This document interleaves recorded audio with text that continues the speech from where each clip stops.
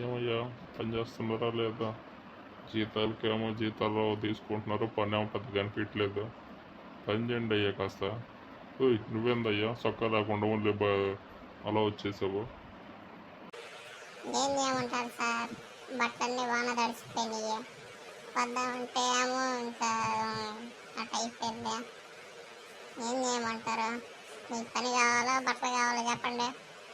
అది కాదయ్యా, ఏందన్నా నువ్వు అట్లా మాట్లాడతావు ఓనర్ తోటి, ఓనర్ ఫీల్ అవడా?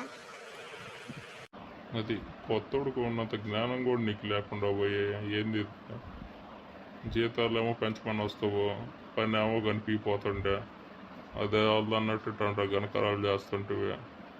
అయితే ఎవరిస్తారయ్యా నీకు ప్రమోషను? అంటే ఇప్పుడు ఏంది సార్, నేను అసలు ఎన్ని రోజులు పని చేయకుండా జీతం పెంచమంటున్నానా ఏందా? మీరు ఇష్టం జీతానికి అసలు ఏం చేస్తుంది?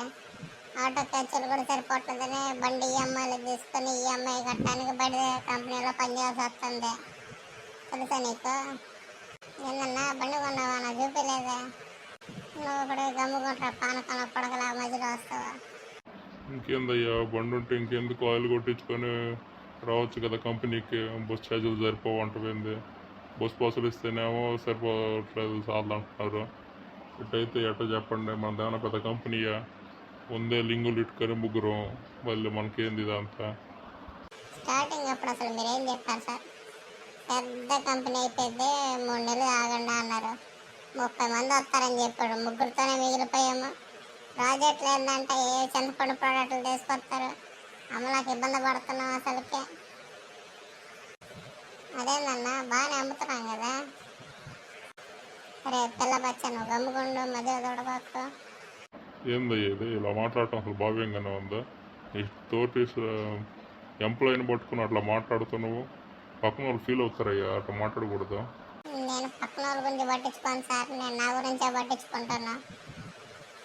అందుకే కొంచెం సెలాస్తుంది, బట్టలు కొంచెం ఆన్లైన్లో ఆర్డర్ చేయండి సార్.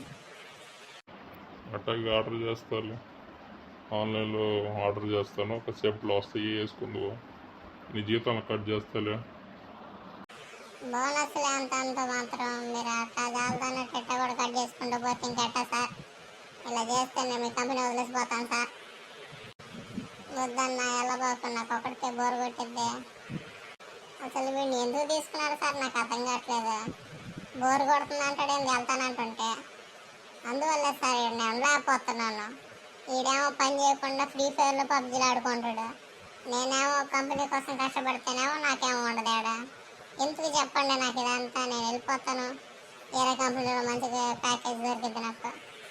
అసలుకి సొక్క కొనుక్కోవడానికి కూడా డబ్బులు లేకుండా ఉన్నాయి, ఎంతలా కష్టపడుతుంటే.